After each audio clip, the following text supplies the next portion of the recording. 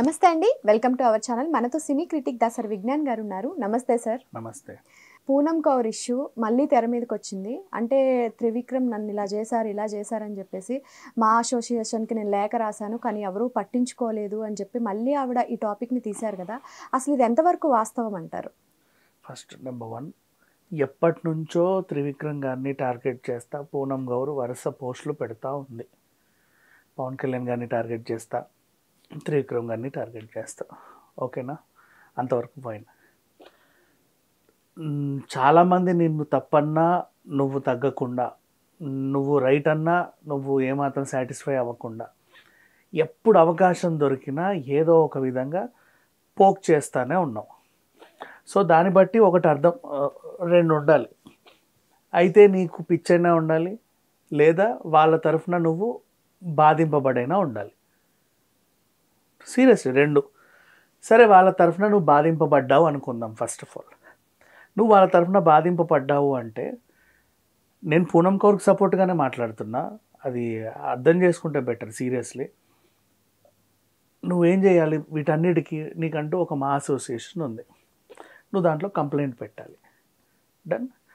సరే, కంప్లైంట్ పెట్టినా వాళ్ళు స్పందించట్లేదు అని నువ్వు అంటున్నావు. ఫస్ట్ నువ్వు ట్విట్టర్లలో ట్వీట్లు పెట్టుకుంటే, ఇప్పుడు మా అసోసియేషన్, మా ట్విట్టర్ అసోసియేషన్ కాదు కదా, అది మా అసోసియేషన్. నువ్వు ట్విట్టర్ మా అసోసియేషన్ వాళ్ళు TMA పెట్టుకుంటే అప్పుడు నువ్వు ట్విట్టర్లో పెట్టు, స్పందిస్తారేమో. ఇంకా అసోసియేషన్ రాలా, ప్రజెంట్ మా అసోసియేషనే ఉంది. అంటే ఫిజికల్గా నువ్వు నీ ఫిర్యాదులు ఇచ్చుకోవచ్చు, నువ్వు ఉత్తరాలు రాయొచ్చు, వాళ్ళు నీకు ఉత్తరాలు స్పందిస్తారు. ఏదో రకంగా మెయిల్స్ వాటెవర్, నువ్వు రాకపోయినా మెయిల్ అన్నా చెయ్యి, ఏదో రకంగా వాళ్ళు స్పందిస్తారు. స్పందించకపోతే అప్పుడు నువ్వు స్పందించలేదని ఒక ఎలిగేషన్ పాస్ చేసావు. ఇక్కడ ఏంటి, చాలా రోజుల క్రితం నువ్వు పెట్టిన లేఖకి వాళ్ళ రిప్లై చూడు.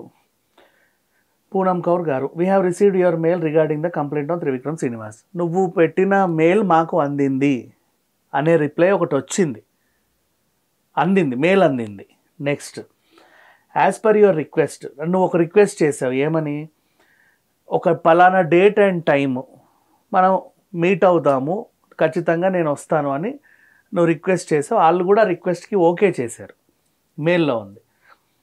Telugu film chamber premises, location ఎక్కడ అంటే, పైగా అక్కడ నీకు ఇంకో డిమాండ్ కూడా ఉంది, అది ఫీమేల్ ప్యానెల్ అయితేనే నేను వస్తాను అని ఇంకోటి చెప్పావు.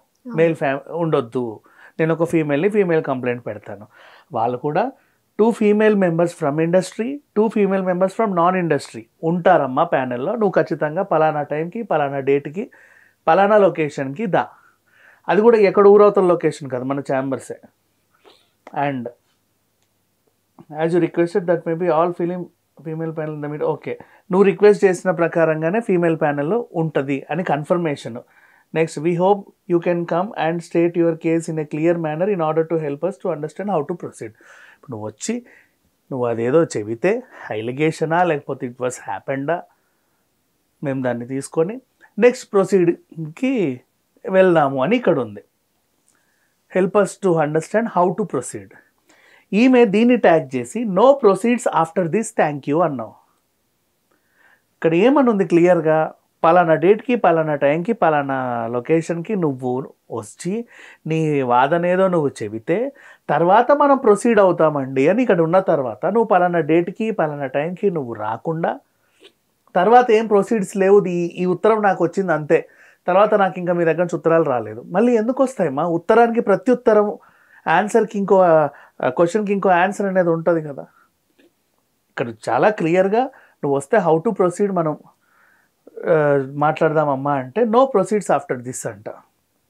ఇప్పుడు నువ్వైనా నేనైనా ఒక కంప్లైంట్ పెట్టా కంప్లైంట్ బాక్స్లో, నాకు రిప్లై రాకపోతే సరేలే, నేను ఎన్ని రాసినా వీళ్ళు ఏం చేయట్లేదు అనుకుంటున్నా. రిప్లై వచ్చింది, ఏమని వచ్చింది? నువ్వు రాసావు, బాగానే ఉంది, నీ రాత, నీ హ్యాండ్ రైటింగ్ కూడా చాలా అద్భుతంగా ఉంది, నువ్వు అద్భుతంగా రాసావు, నీ ఎలిగేషన్ కూడా చాలా బ్రహ్మాండంగా ఉంది, నువ్వు కూడా వచ్చి ఇక్కడ చెబితే చాలా బాగుంటుంది, నేను రావాలంటే నాకు ఇది ఉండాలి, అది ఉండాలన్నావు. అవన్నీ ఉంటాయి, నువ్వు రావాలిగా. సరే, వచ్చావు, అయినా సరే నీకు న్యాయం జరగలేదంటే అప్పుడు మాట్లాడు. ఆ ఉత్తరాన్ని పెట్టి నో ప్రొసీడ్స్ ఆఫ్టర్ దిస్ అంటే దాని అర్థం ఏంటి? ఇప్పుడు శివబాలాజీ గారు అన్నారు, ఆయన ట్రెజరర్గా తనేం చెప్పాడు, అమ్మ నువ్వు ట్విట్టర్లలో రాయడం కాదు, వచ్చి కంప్లైంట్ ఇవ్వు అని చెప్పాడు. ఈమెమో నన్ను పట్టించుకోవట్లేదు ముర్రో అంటుంది. నిన్ను పట్టించుకోవడానికి మేము అందరం ఉన్నాం, నువ్వు వచ్చి చేస్తే కదా ఇక్కడ ఏదో ఒకటి. నువ్వు రాకుండా ట్విట్టర్లో నువ్వు 100 పెట్టుకున్నా వేస్టే. ఇప్పుడు అందుకే స్టార్టింగ్ అంటున్నా, అయితే నువ్వు బాధింపబడైనా ఉండాలి, లేదా నీకు పిచ్చి అయినా ఉండాలి. నువ్వు బాధింపబడితే నీ బాధని మేము తీర్చడానికి మేము ఉన్నాం. నీ బాధ తీర్చలేకపోయినా అట్లీస్ట్ అసలు ఆ సమస్య ఏంటో పరిష్కరించడానికైనా ఉన్నాం.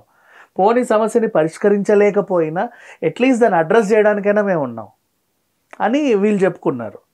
నువ్వు ఏంటంటే ఉత్తరం రాసావు, కూర్చున్నావు చక్కగా కాలు చాపేసి. ఇక నెక్స్ట్ అంటే వాళ్ళే మీ ఇంటికి రావాలి. ఇప్పుడు ఆ ప్యానెల్ మొత్తం మీ ఇంటికి వచ్చి నువ్వు ఎక్కడున్నావు అక్కడికి వచ్చేసి చెప్పమ్మా నీ సమస్యను అడగాల. ఒకటి క్లియర్ కట్గా అర్థమవుతుంది, 100% నువ్వు బాధింపబడే ఉంటావు.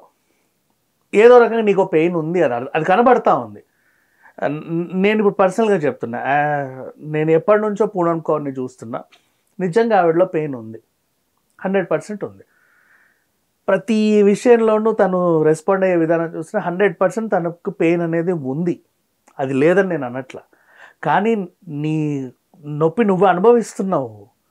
అమ్మ తగ్గిస్తాము పర్వాలేదు రండి అని వీళ్ళు చెబుతున్నారు. నేను పట్టించుకోకుండా వదిలేసింది మాత్రం ఎవరు లేదు, దాఖలాలే లేవు, ఛాన్సే లేదు. పట్టించుకున్నారు కానీ తను దానికి రెస్పాండ్ అవ్వట్లా. ఇప్పటికీ మళ్ళీ ట్విట్టర్లోనే పెడుతుంది. ఈ ఉద్దేశం అంటే అక్కడికి మనకు న్యాయం జరగదు. నువ్వు వచ్చిన తర్వాత కదా న్యాయం జరుగుద్దా లేదా.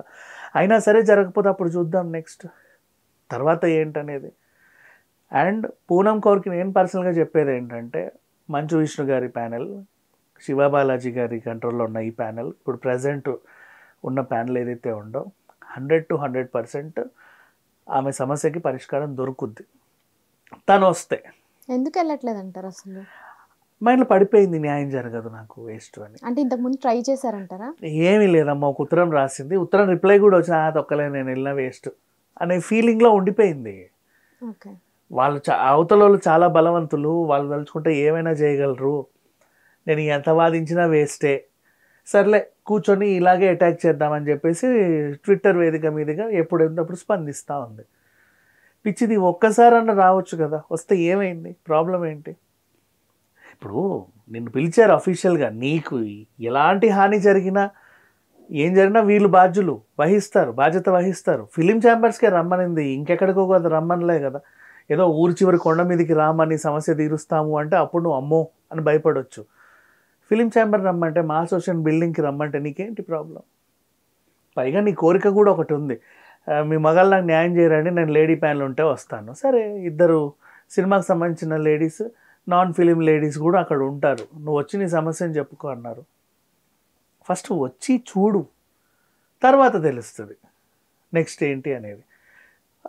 ఆఫ్టర్ దిస్ నో ప్రొసీడింగ్స్ అంటే నీకు రిప్లై వచ్చింది, ఆ రిప్లైకి నీ రిప్లై వెళ్ళలేదుగా, రెండో రిప్లై ఎందుకు వస్తుంది? నీ ఆన్సర్ వెళ్ళకుండా ఆల్రెడీ ఫస్ట్ క్వశ్చన్కి ఆన్సర్ వచ్చింది, ఆన్సర్కి మళ్ళీ రీఆన్సర్స్ ఎందుకు ఉంటాయి? నెక్స్ట్ ఇంకోటి నువ్వు క్వశ్చన్ వేస్తే దానికి ఇంకో రెస్పాన్స్ వస్తుంది. ఆ క్వశ్చన్ వేసిన తర్వాత నీకు రెస్పాన్స్ రాకపోతే అప్పుడు కదా నువ్వు మళ్ళీ మాట్లాడాలి. ఇప్పుడు వీడేం చేసింది, బ్లైండ్గా ఇప్పుడు త్రివిక్రమ్ అనే కాదు, మా అసోసియేషన్ మీద కూడా ఒక ఎలిగేషన్ పాస్ చేసింది, నాకు న్యాయం జరగట్లేదు ఇక్కడ మాకు న్యాయం జరగదు అని. నీకు రెస్పాన్స్ వచ్చింది, నువ్వు దాన్ని యూటిలైజ్ చేసుకోవాలా. ఇప్పటికీ టైం ఉంది, ఈరోజు కూడా టైం ఉంది, రేపు కూడా టైం ఉంది. శివబాలాజీ గారు రెడీగా ఉన్నారు, మంచు విష్ణు గారు రెడీగా ఉన్నారు, వాళ్ళందరూ రెడీగా ఉన్నారు, ఆ ప్యానెల్ కూడా రెడీగా ఉంది. నువ్వు వస్తే నీ సమస్యను 100% తీరుస్తారు. అండ్ నెక్స్ట్ న్యాయం జరగదు అనేది ఏమీ లేదు. నిజంగా నీ వైపున తప్పు లేదు, అవతలోడి తప్పు ఉంటే వాడిలో ఎంత శక్తి ఉన్నా సరే దించగలిగే శక్తి వీళ్ళకు ఉంది 100%. అది నీ తప్పు ఉంది అని తెలిస్తే అఫ్కోర్స్ నీకు న్యాయం జరగదు. పోనీ నీ తప్పే ఏమైనా ఉందా, అందుకు భయపడుతున్నావా? ఇప్పుడు అలా వస్తుంది మరి.